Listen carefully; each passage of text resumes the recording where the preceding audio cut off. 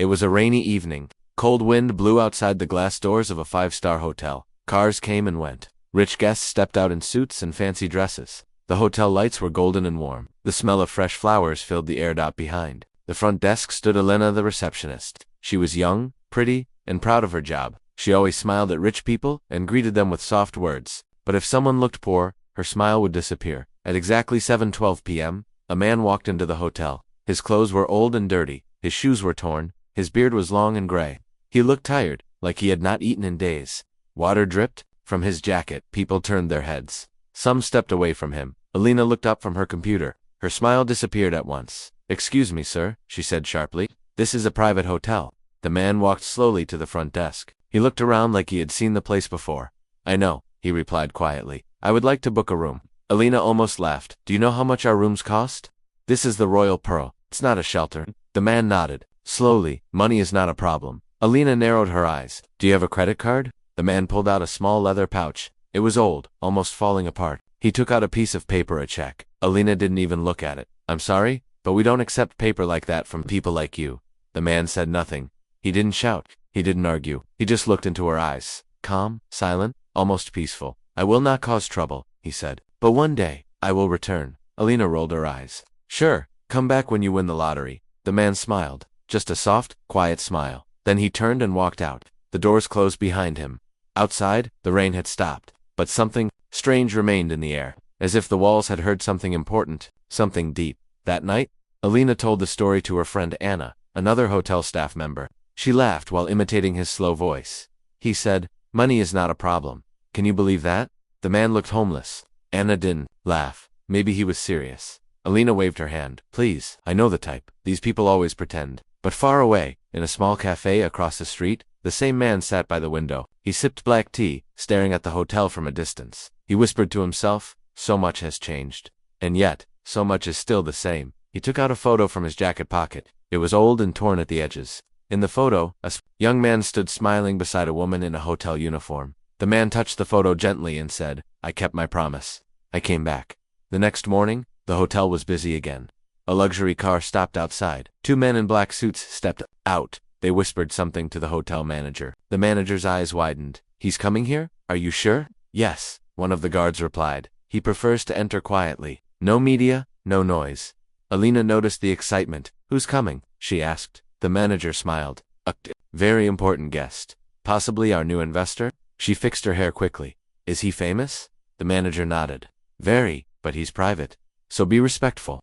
An hour passed. Then, a familiar sound, footsteps on the marble floor. Elena looked up. Her heart stopped. It was him, the same man from last night, same beard, same eyes. But this time, he wore a clean black suit. No holes, no dirt. His hair was tied neatly. His shoes were polished. And behind him walked two assistants carrying briefcases. Elena's mouth went dry. It can't be." The man smiled softly and walked up to the same desk. "Good morning," he said. "I believe we've met before." The manager rushed forward. "Sir, welcome back. We are honored to have you." Elena stared in shock. The man looked at her. Not angry, not rude, just calm. "I told you I would return," he said. She stammered. I didn't recognize you." "That's okay," he replied. "Most people don't see what's real, they only see what they want to." The manager began apologizing. "She didn't know, sir. Please forgive." The man raised his hand. "It's fine. I didn't come back for revenge. I came to fulfill a promise." Elena's hands trembled. Her face turned pale. Who are you?" she whispered. The man looked past her to a wall where an old staff photo hung out. His eyes stopped at one face. "She saved my life once. Long ago," he said softly. "And I told her I'd come back someday, to find her, to thank her." He took out the photo again. The same woman smiled from the picture. The manager leaned forward. That's Layla. She used to work here years ago, as a housekeeper. Where is she now?" the man asked. The manager looked sad. "She disappeared one night. We never heard from her again." The man nodded, eyes full of emotion. Elena stood frozen. This couldn't be real. The man who looked homeless was now standing before her as a powerful guest. Maybe more than a guest. That evening, staff members whispered in the hallways, "Who is he? I heard he owns 5 hotels in Europe. They say he lived on the streets once, and now he's richer than all of us combined." But none of them knew the full truth. Only the man, sitting alone in his room, staring at an old key he carried in his pocket. It was rusty, small dot, and behind it, the words carved by hand. "Come back when you're ready," he whispered. "I'm ready now, Layla. I kept my word." And in the silence of the night, the story of a man in old clothes had just begun. The next morning was bright and busy. Sunlight poured through the glass doors of the Royal Pearl Hotel, bouncing off the polished floors. Staff rushed through the halls, fixing flower pots, cleaning surfaces, and checking guest lists. Something was different today, something big was about to happen. The manager, Mr. Kareem, stood at the front desk with his phone in one hand and a checklist in the other. His face looked serious, but his voice was full of excitement. Yes, I've made sure the presidential suite is ready. No press. As requested, Alina stood at her station, confused. Sir, who's coming today? Mr. Kareem lowered his phone and looked around. Didn't you read the memo? We're expecting someone very important, a billionaire. He's been traveling without media attention. Quiet, private, but extremely powerful. He might invest in the hotel. Alina's eyes lit up. Really? What's his name? Mr. Kareem smiled. That's the interesting part. No one knows his full name. He books under different identities.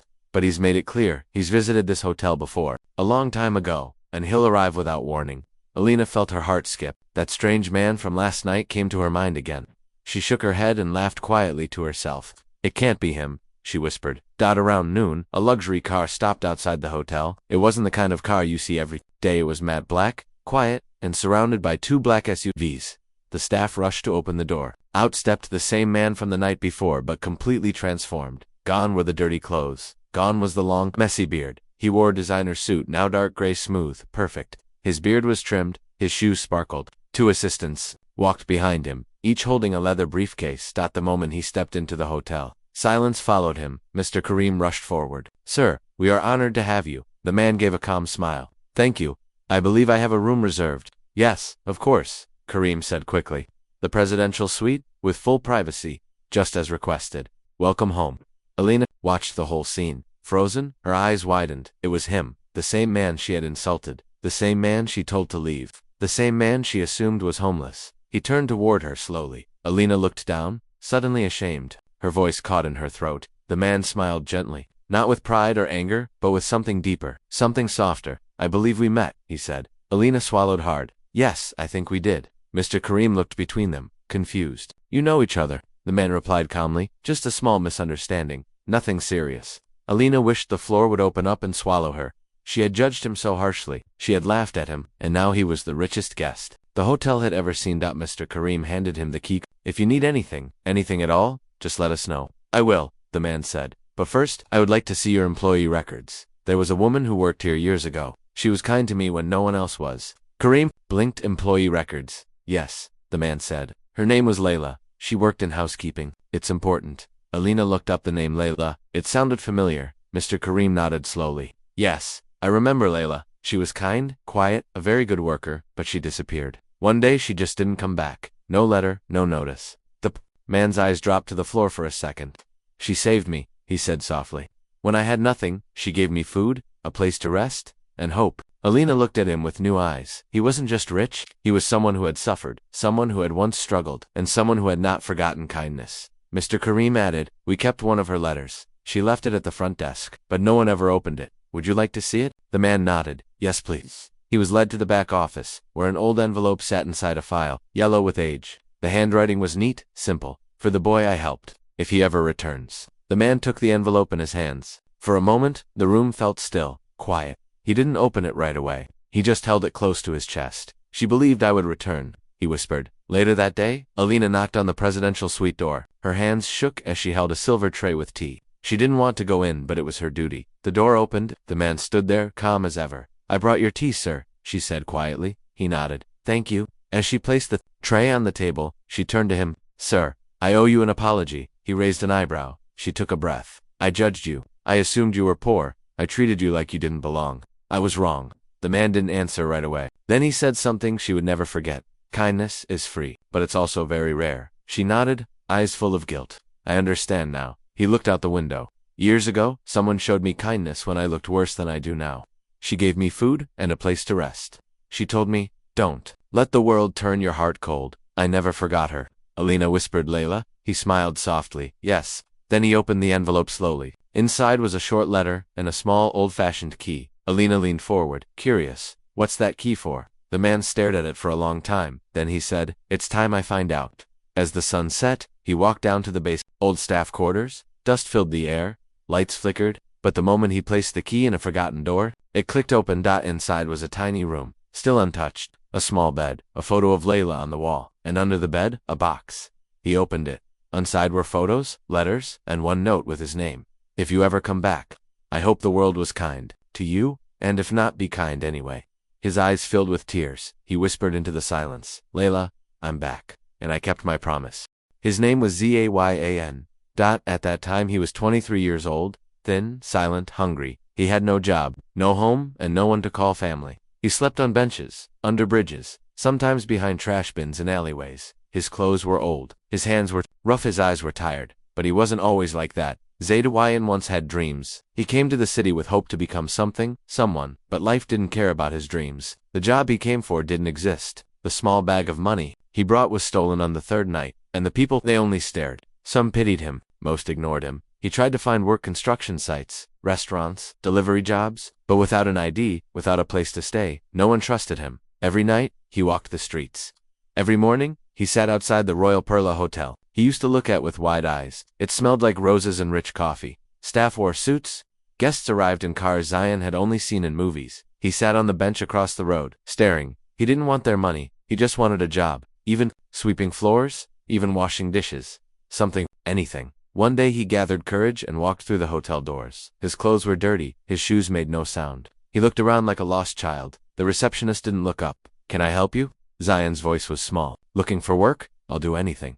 She frowned. We're not hiring. He stepped back. Please, I don't need money. I just need food and a roof. She pointed to the exit. Try a shelter. This is not a charity. He turned to leave. But someone had been watching. A woman in a light blue uniform, housekeeping staff, stood by the wall, holding a basket of towels. Her name tag said Laila. She watched Zayan walk out, head low, shoulders broken. That evening, Layla found him behind the hotel, sitting near the garbage bins. His knees were to his chest. He looked weak. She said nothing at first. She simply placed a plate beside him, warm rice, lentils, and bread. Zayan looked up, shocked. Why? She smiled. Because you're hungry. He stared at her, his eyes filled with tears. Thank you, he whispered. That was the first day. The next day, she brought food again. The third day, she gave him a warm jacket. By the fourth day, she said, there's a storage room downstairs. No one uses it. You can sleep there if you're careful. Zayan couldn't believe it. Why are you helping me? She looked at him and said simply, because someone once helped me, and I promised I would pass it on. For weeks, Layla kept Zayan safe. She gave him leftover food. She let him shower in the staff washroom. She gave him an old blanket, a book, and even taught him to mop floors properly. You must act like staff, she said. If they see you working, they won't ask questions. Zayan worked quietly. He cleaned windows. He folded napkins. He polished shoes in the lobby. No one noticed. They thought he was part of the cleaning team. One night, they sat in the basement room, the same one he would return 2 years later. Zayan held a notebook. I want to write my plan, he told Layla. One day, I'll own something like this. I'll help people like me. Like you helped me. Layla smiled. Dream big, but walk slowly. Life doesn't rush. He nodded. I will come back here. One day, dressed in a suit, and I'll walk through that door. I'll ask for a room. Let's see if they recognize me then. Layla laughed softly. I'll be waiting. But one day Layla was gone. No goodbye. No letter, no message. Zayan searched. The hotel, no one knew where she went. Some said she left town. Others said she fell sick and returned to her village.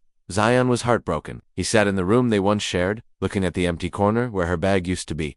But under the bed, he found a small wooden box. Inside it was a photo of them both, him in dirty clothes, her in uniform, and a small key, tied to a ribbon. There was a short note, for when you return. Be kind, always. Zayan left the hotel the next day with nothing but that key and a dream. For years, he worked day and night. He cleaned cars, he sold fruits on the roadside, he read books in second-hand shops. He saved every coin. He built a small online business, then a bigger one, then another. He failed many times, but he never stopped. And every year, on the same day he met Layla, he looked at the photo and whispered, I'm coming back. I promised you.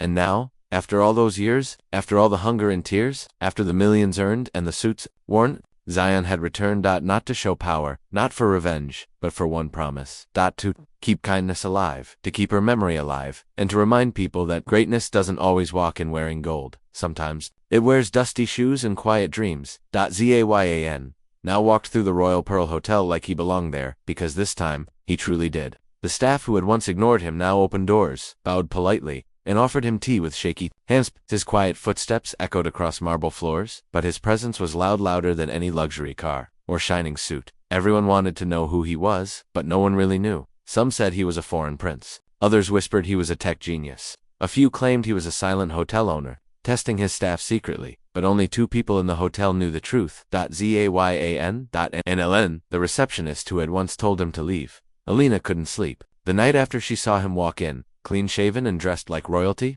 her heart had dropped to her stomach. She kept replaying their first meeting in her head, the way she had looked at him with disgust, the way she had spoken without kindness, without respect. She felt ashamed, but shame wasn't enough now.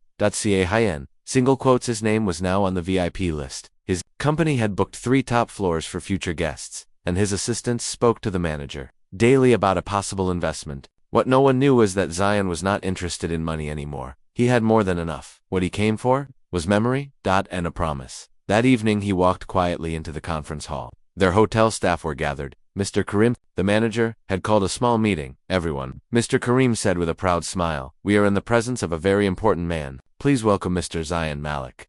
People clapped. Some stood. Others looked nervous. Zion stood calmly, hands behind his back. "I won't take much of your time," he said, voice soft but clear. "Years ago, I came to this hotel, not as a guest, not as a businessman, but as a man with no shoes, no food, and no place to sleep." The room went silent. "I remember how people looked at me, how they spoke to me, how they ignored me, except one person." He paused. Her name was Layla. She worked here in housekeeping. She didn't ask where I came from. She didn't laugh at my clothes. She just gave me a plate of food and a place to rest. He pulled something from his pocket. It was the old photo of him and Layla. "I made her a promise," Zion continued. "I told her I would return one day, not to show off, but to honor her kindness." Everyone listened closely now. She disappeared before I could thank her, but she left something behind. He took out the small key. This key opened the old staff room in the basement, and in that room, I found memories, a letter, and a message. He looked directly at Alina now. "Never judge a person by how they look when they're down. You might miss a good heart just because it's wearing old clothes." Alina's eyes filled with tears. She couldn't look away. Later that night, in the privacy of the manager's office, Zion made a quiet announcement. "I would like to buy this hotel." Mr. Karim almost dropped his cup. "Sir, you're serious?" Zion nodded. "I want to buy the hotel but not to own it." Karim looked confused. "Then why?" Zion smiled. "Because I want to give it to the people who work here." The next morning, chaos filled the building. Whispers flew like fire. Zion bought the hotel. He's the new owner. No, he's giving it away. Some couldn't believe it. Some cried with joy. Others were simply confused. Zion gathered all the staff once again in the main lounge. "I made money with hard work," he said, "but I built dreams because of kindness." He looked at the workers, cleaners, gardeners. "This hotel now belongs to you." The room exploded with noise. People gasped. A few clapped. A few simply stood in shock. "I have created a trust," he explained. "You will all be paid better, trained better, and the profits will go back into your hands. This hotel will no longer serve only the rich. It will serve the kind, the honest, and the forgotten." After the announcement, Zion walked alone through the hotel garden. The place looked so different now. The roses were bigger, the fountains louder, but deep down. It was still the same hotel where he once slept on the floor in fear. He reached a quiet corner of the garden, a bench under an old tree. He sat down and whispered, "Layla, I hope you're watching. We did it." Suddenly, someone walked up behind him. It was Alina. Her voice trembled. "Sir, I want to speak to you." He turned slowly. "Yes." She took a deep breath. "I don't expect forgiveness, but I want you to know, I've learned my lesson. You were kind, even when I was not, and you changed how I see people now." Zion said nothing for a moment. Then he stood up and said gently, "Kindness is a mirror. When you show it, it comes back." She wiped a tear from her cheek. "Thank you for not being like me." He smiled and began to walk away, but then he stopped. He turned to her once more and said, "Next time someone walks in looking broken, offer them water, not judgment." And with that, he walked back into the hotel not as a stranger, but as a man who had kept his word. The sky was golden the next morning. Sunlight poured into the royal pearl, touching everything with warmth. Birds sang outside. Flowers by the hotel gates danced in the breeze. But Zion wasn't watching the flowers. He was sitting alone in his suite, staring at a small yellow envelope in his hands, that it was old, maybe 10 years or more. The paper had turned pale, and the corners were soft like cotton. The writing on the front was neat and careful. "For the boy I helped, if he ever returns." Layla, he had found it in the staff file room, kept in a box marked unclaimed personal items. The envelope had waited patiently, untouched, unnoticed, like her memory. Zian held it for a long time before opening it. His fingers trembled. He felt like a child again, hungry, dirty, forgotten, waiting outside the hotel years ago. Layla's smile floated in his mind. Her soft voice, her warm hands, her quiet kindness. He slowly opened the envelope. Inside was a folded letter, and beneath the letter, a small photo. The letter read, Dear Zion, if you are reading this, then it means you kept your promise. You returned. I don't know where life took you. I don't know if it was kind or cruel, but I believe in you. I saw something in your quiet fire. You were lost, but not broken. I never asked you for anything. But today, I will. If you have become strong, use that strength to lift others. If you have become rich, spend it to feed someone who is hungry. If you have found peace, it to someone in pain. And if you remember me, smile once in my name because your journey is my answer. Your success is my story too. And I am proud of you no matter what. Love. Layla. Zion could not stop the tears. They rolled down his cheeks, silent and warm. He held the photo in his hands. It was a picture of her smiling outside the staff entrance, holding a tray of food. He remembered that day. He hadn't eaten in 2 days. She had given him rice with curry and a piece of chocolate she saved for herself. He kissed the photo gently. Layla, he whispered, I didn't forget you. I never will. That day, Zion asked the manager for access to all hotel records. From 10 years ago, he wanted to know what happened to her, but the search gave nothing. She left one evening and never came back. Mr. Karim said, no resignation, no message, just gone. Zion frowned. Did no one look for her? The manager looked away. Sir, she was just a maid. People come and go. We didn't know her story. Zion didn't speak. His jaw tightened. He felt a pain in his chest, not just from missing her but from knowing. The world had never really seen her, but Zion wasn't ready to give up. He hired a private investigator that evening. He gave him only 2 words. Find Layla. The man nodded. I'll do my best, sir. Zion then went to the hotel roof. The sun was setting, painting the sky in orange and purple. He looked over the city, his city now. He had buildings, businesses, and bank accounts. But all of it felt small compared to the woman who gave him a meal when he had nothing. He closed his eyes and spoke softly. Layla, where did you go? The next morning, Alina knocked on his door. He opened it quietly. She held a small envelope in her hand. I found this in the old lost and found box, she said. It was hidden between books. It's addressed to the hotel, not a person. Zion took it, confused. It was written in the same handwriting. He opened it quickly. It said, to the owner of the Royal Pearl. This hotel gave me work when I had nothing, and I will always be thankful. But I must leave. There are things I cannot explain. Please, take care of the boy who may return someday. He is better than he believes. And if he asks for me, tell him I'm safe, and I believe in him. Layla. Zion's hands shook. The words touched something deep in his soul. She had known he would return. She had written 2 letters, one for the hotel, and one for him. Even in leaving, she had thought of others. Alina stood quietly. I didn't know her, but she sounds like someone I wish I had met. Zion nodded. She saw what the world refused to see. Later that day, Zion made a decision. He turned the small basement room once used for storage into something new. He cleaned it, painted it, added a soft bed, warm lights, books, and fresh food. Then he placed a sign on the door. The Layla room, a place for the lost. It would be open every night for anyone in need of rest. That evening, a boy came to the hotel, barefoot, hungry, and tired. He was about to sleep outside when the security guard brought him in and led him to the basement. There the boy saw the bed, the food, the blanket, and a photo of Layla with her soft smile. He asked, who is she? The guard smiled. Someone who believed in people. Upstairs, Zion watched from the cameras. He didn't say a word. He just smiled quietly and whispered, your name is alive, Layla, and so is your kindness. Night had fallen. The hotel lights glowed softly across the marble floors, and the sound of jazz music floated from the restaurant on the first floor. Guests dined in luxury. Laughter echoed in the halls.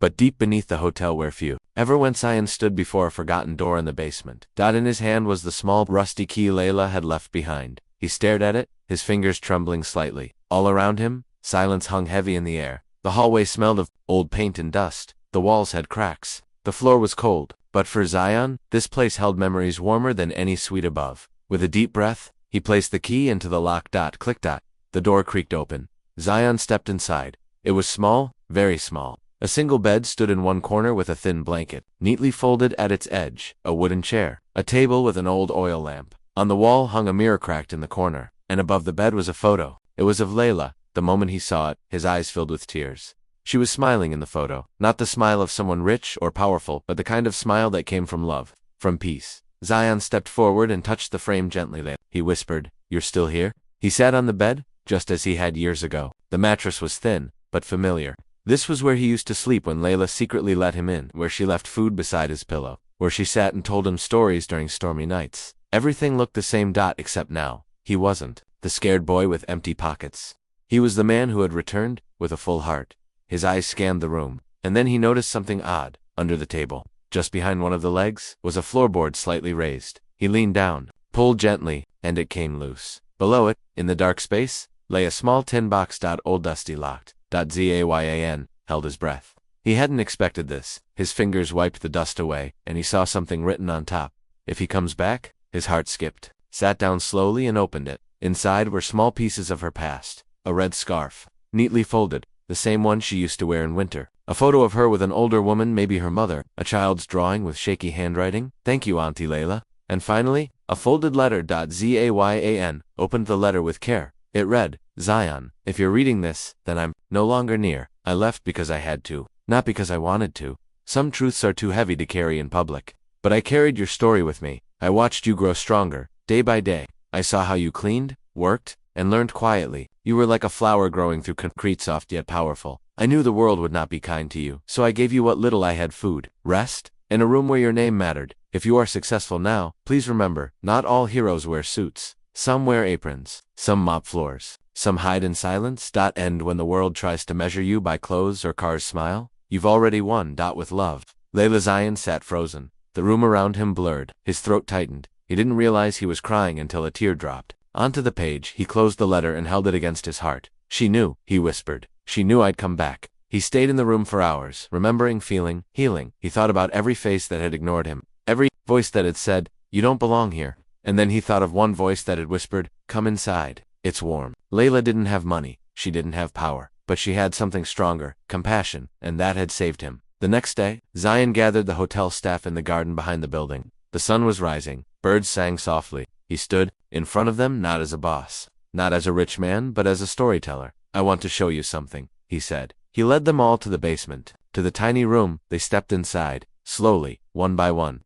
Many had never seen this part of the hotel. Some covered their mouths in surprise. This, Zion said, is the room where I slept when I had nothing. He pointed to the bed. Here is where I dreamed of becoming something. He pointed to the photo, and Sheila Lay gave me permission to believe in myself. The room was silent. Alina stood at the back, eyes wide, hand over her heart. Zion turned to them and spoke clearly. I will not be the only one who gets helped by her memory. He told them his plan. This room would be rebuilt not as a museum, but as a safe room, for workers, for lost souls, for anyone needing warmth. I want to turn it into something more than just bricks, he said. I want it to become a room. No one is invisible. And so, the construction began. The walls were cleaned. The floor was fixed. New furniture arrived. But one thing remained on the wall, untouched. Layla's photo, and under it, Zion placed a golden plaque. It read, this room is built on kindness. In honor of the woman who saw the man inside the broken boy, may no one ever be turned away again. That evening, Zion sat by the window of his suite. He watched the street where he once sat with an empty stomach. He saw a young man walk past, in torn clothes, head down. And without thinking, Zion whispered to his assistant, go, bring him in, give him tea, and let him rest in the Layla room. The assistant blinked. Sir, he looks. Zion turned slowly and smiled. I know how he looks. I also know how he feels. And so, the secret room wasn't secret anymore. It became a symbol, not of wealth, but of worth, not of fame, but of faith in humanity. And every time someone stepped inside, they didn't just find a bed. They found a story of a woman named Layla and a man who came back with a heart full of gratitude.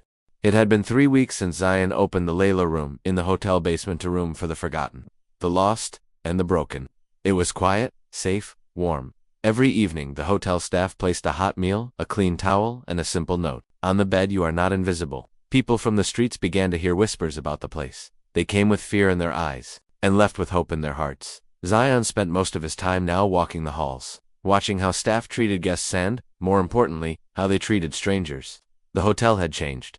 People had changed. Alina smiled more. The cleaners joked with the receptionists. Even Mr. Kareem, once serious and stiff, had started greeting junior staff with kindness. Something had shifted in the building. Something soft. Something beautiful. But Zion's heart still carried one heavy question. Where's Layla? The investigator he hired had searched for weeks. Villages, city hospitals, social records, nothing. Layla's name had disappeared like the wind. Some nights, Zion sat in the garden and spoke to her photo. I found success. I found peace. But I still haven't found you.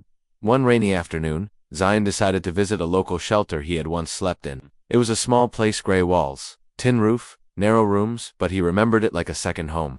The man who ran it, Baba Rahim, was now very old, sitting in a wheelchair near the entrance. When Zion entered, the old man squinted. You look familiar.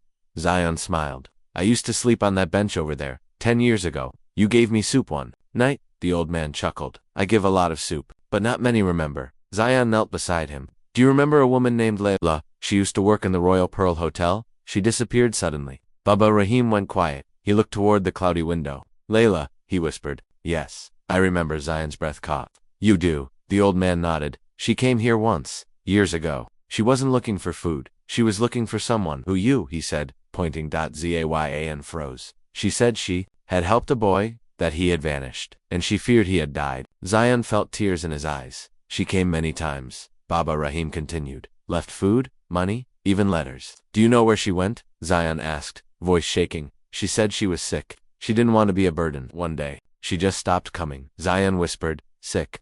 The old man reached into a drawer beside him. But she left this. He pulled out a small notebook, worn, faded, held together by string. Zion took it in his hands. Inside were pages of simple writing. Daily entries. Notes about strangers she helped. Names of street children, prayers. And then, in one corner, written with shaky handwriting, Zion, wherever you are, I hope you are strong. I see your face in every crowd. I hope one day you see mine too. That night, Zion couldn't sleep. He walked to the roof of the hotel. The city lights blinked below. Cars moved like tiny stars.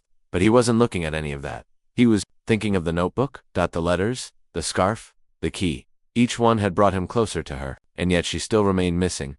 The next morning, he made a public post online. Just a simple message. I'm looking for a woman named Layla. She worked in the Royal Pearl Hotel over 10 years ago. She helped me when I was poor and alone. She saved me. If you know anything, please reach out. Zion Malik. The post went viral. Thousands of people shared it. Comments poured in. What a story. She sounds like an angel. I remember a woman who gave sandwiches in the train station. Could it be her? My mother was named Layla. She worked in a hotel too. Zion followed every lead. Some brought tears. Some brought nothing, but one message caught his eye. It came from a nurse. Dear Mr. Zion, there's a woman in our care. She has no family, no ID. She often speaks your name in her sleep. She says, he came back. She's at Peace Heart Clinic, room 212. Please come soon. Zion's heart raced. Within the hour, he was in a car. No assistance, no phone, just the scarf in his pocket, the old photo, and a prayer in his heart. The clinic was small, quiet outside the city. The walls were painted white and blue. Inside, everything smelled like medicine and flowers. He reached room 212. The nurse opened the door slowly. Inside, on a small bed near the window, lay an old woman. Her hair was gray, her body thin, but her face seen. Stepped forward, hand on his mouth. It was her. Laila. Older, weaker, but still her. Still the same soft light in her face. The nurse whispered, she doesn't speak much, but maybe you should try. Zion knelt by the bed. Layla, he said gently. It's me. Her eyes moved slowly. She turned her head. For a moment, nothing happened, and then a slow smile formed on her lips. Her eyes filled with tears. She reached out her hand, trembling. Zion, you came back. He took her hand, held it tight. I told you I would. She laughed, soft, broken, full of joy. You look different. You don't, he whispered. You still look like hope. They both cried quietly. And in that small white room, with no gold, no crowds, no cameras, two hearts finally found each other again. The white curtains of room 212 danced gently in the wind. The clinic was quiet. Outside, birds sang softly, and the sun touched the window like a gentle blessing. Inside, Zion sat beside Layla, holding her hand with both of his. They didn't speak for a long time. Words weren't needed. Sometimes, silence speaks louder than anything else, especially when two hearts recognize each other after years of separation, pain, and hope. Layla looked at him with tired eyes, but they were full of peace. You really became the man I always saw in you. Zion smiled gently. Because you were the only one who saw me. Over the next few days, Zion visited her every morning. He brought her flowers, soft blankets, and her favorite tea and honey. He sat by her side, reading aloud from her old notebook, reminding her of the kindness she had spread like seeds across the city.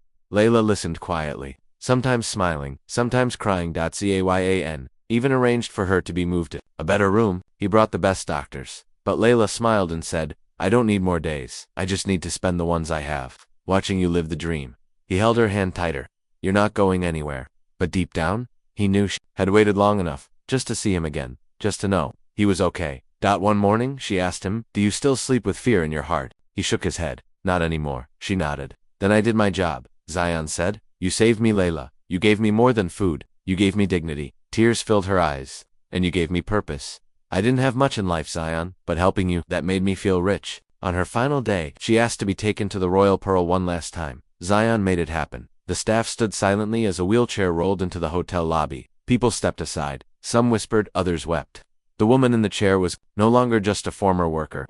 She was now the soul of the hotel. Zain. pushed her slowly, smiling. When they reached the Layla room, she looked around with soft eyes. The bed, the flowers, the message on the wall. Her hand trembled as she touched the plaque with her name. She whispered, "I never thought my name would live on." Zion kneeled beside her. "It's not just your name that lives on. It's your kindness." They sat together for a long time. Then Layla turned to him and said, "Promise me something. Anything. Don't build statues of me. Don't put my name in gold. Instead, every time you meet someone broken, feed them. Sit with them and tell them they matter." Zion held back his tears. "I promise." That night, Layla closed her eyes with a smile on her lips, peaceful, quiet, free. She had waited all those years to see one thing that the boy she had once fed in the dark now lit the world with his light. Her funeral was simple. No diamonds, no press, no speeches, just Zion, the hotel staff, and a few people from the shelter who remembered her kindness. Zion buried her beneath a tree just outside the hotel garden, the place where they used to sit and talk. When she smuggled him food, he planted flowers around her grave and placed a wooden sign with the words, "Here lies Layla." She had nothing, but gave everything. Months passed. The Layla room became a movement. Hotels across the city copied the idea. Shelters opened. Schools began teaching children her story. People didn't just remember her, they followed her example. And Zion, he became a different kind of rich. Not just with money, but with meaning. He started a foundation in her name, helping women and children in need.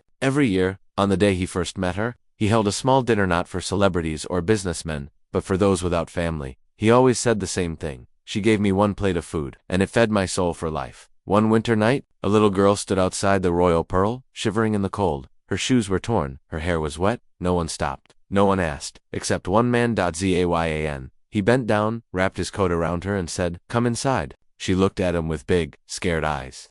"But I don't belong in there," he smiled. "Neither did I once." He took her hand and led her to the basement, opened the door to the Layla room and whispered, "This is your home now. Rest, eat, dream." The girl looked around, eyes wide. "Who is this room for?" He smiled. "It's for people like us. It's built by a woman who believed we all deserve one chance, just one." And so, the story that began with a meal in secret ended with a movement that fed thousands, because one woman saw beyond dirt and clothes. She saw a soul, she saw a future, and her belief in one forgotten boy changed the world. Forever.